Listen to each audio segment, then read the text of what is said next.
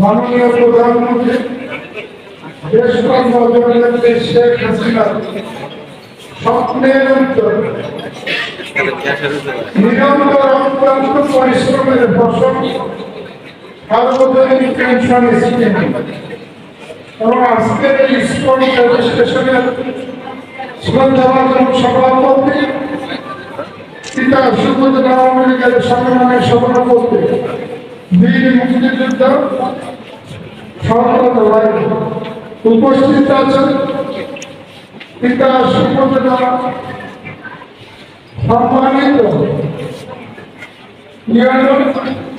মোহাম্মদ মাহমুদ হাসান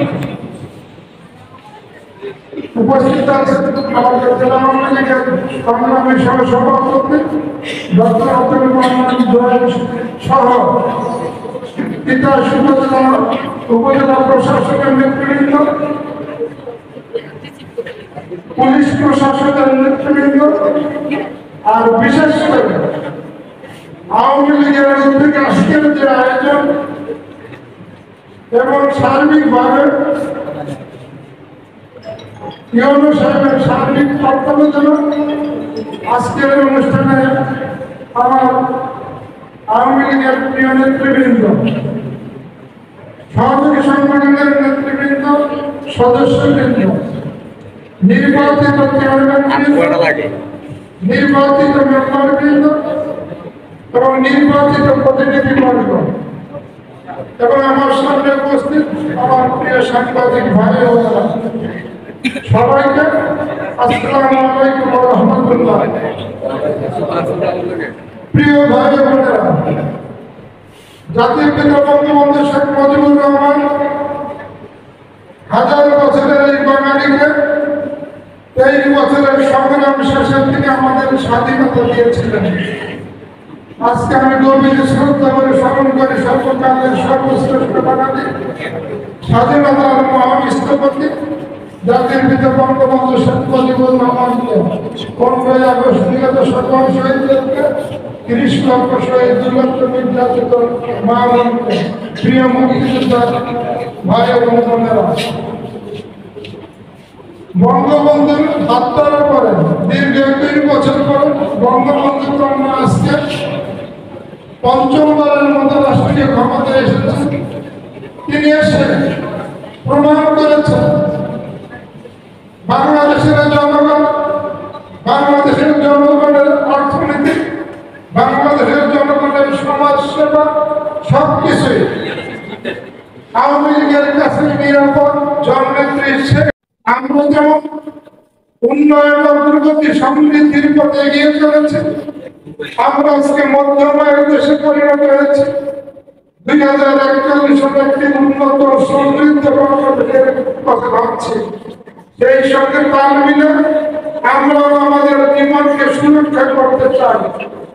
আজকে আমাদের প্রান্তিক জনগোষ্ঠী, বিশেষ করে মধ্যম আয়ের আমাদের বিভিন্ন জায়গায় ছড়িয়ে আছে। আমাদের নেতা কর্মী সহ এই এলাকার জনগণ, আমরা চাই বঙ্গবন্ধু কন্যা চাই তার জীবনের নিরাপত্তা দিতে। আমার কাছে আমাদের দলগুলোর নীতিকাশের অনেকেই এসেছেন, বিশেষ করে যারা অনেক বয়স, অনেকেই অভিযোগ করেছেন, অনেকেই ভালো আছেন, আবার কিছু কিছু ভালো লাগে। অনেকেই তার বৃদ্ধ বয়সে তার ছেলে মেয়েরা, তার আত্মীয় স্বজন কিন্তু তাকে চাইতে আসলো। সে এক সময় পরিবার উপার্জনক্ষম ব্যক্তি ছিলেন, আজকে তার বৃদ্ধ বয়স তার দেখার কোনো কারণ নেই। এমনকি অনেককে বাড়ি থেকে বের করে দেয়। বঙ্গবন্ধু কন্যা সেটা বুঝতে পেরেছিলেন। তিনি এই দেশের মাটি এবং মানুষের নেতা।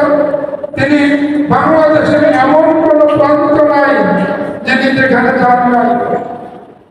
তিনি বুঝতে পেরেছিলেন বৃদ্ধ বয়সে কি অমানসিক কষ্ট, তাই তিনি ভবিষ্যতের সুরক্ষা দেওয়ার জন্য আমাদের প্রান্তিক জনগোষ্ঠীর জন্য নিয়ে এসেছেন সার্বজনীন পেনশন স্কিম, 4টি পদক্ষেপ।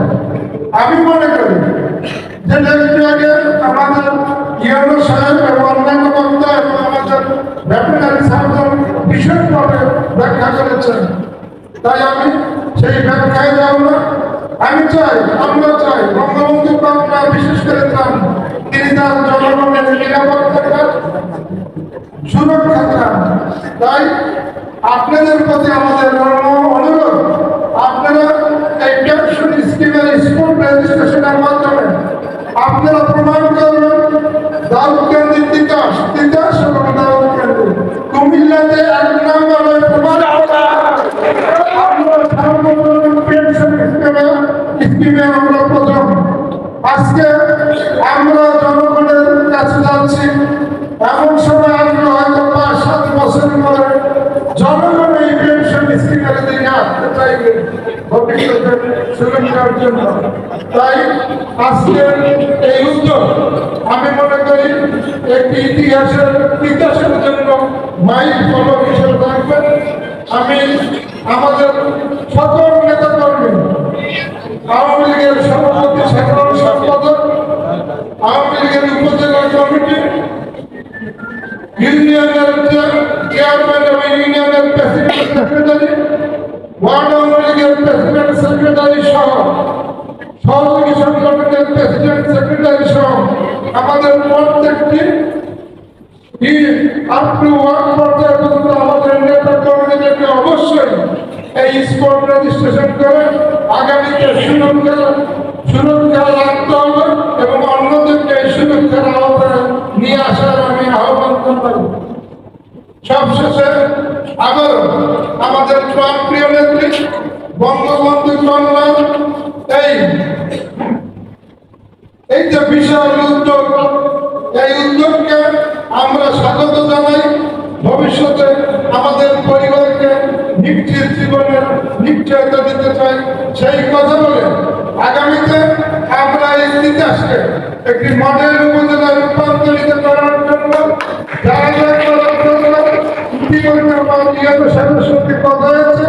আমরা এই তিতাসে অনেক সরকারি অফিস আদালত, অনেক স্কুল কলেজ, অনেক ভোকেশনাল ট্রেনিং ইনস্টিটিউট সহ অনেক কিছুরই অভাব আছে। ইনশাল্লাহ আমরা পর্যায়ক্রমে ইনশাল্লাহ চেষ্টা করব আগামী 3 বছর 5 বছরের মধ্যে এই জিনিসগুলোকে একটি পর্যায়ে নিয়ে যেতে আপনাদের সার্বিক সহযোগিতা চাই। আর বিশেষ করে আমার এই সাংবাদিক ভাইরা সেই সহযোগিতা বেশি করতে পারেন।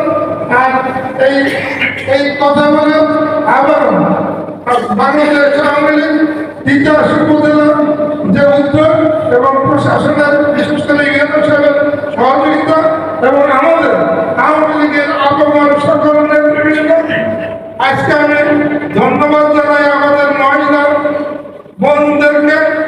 অন্যান্য উপজেলা থেকে আপনারা অ্যাডভান্স আছেন, আপনার বিশেষ করে আমাদের মেম্বারদের এবং আমাদের মহিলা নেতৃবৃন্দ যারা আছেন, আপনারা পারেন প্রায় 55% মহিলা আছে। অনেকে পুরুষ দেশের বাইরে আছে।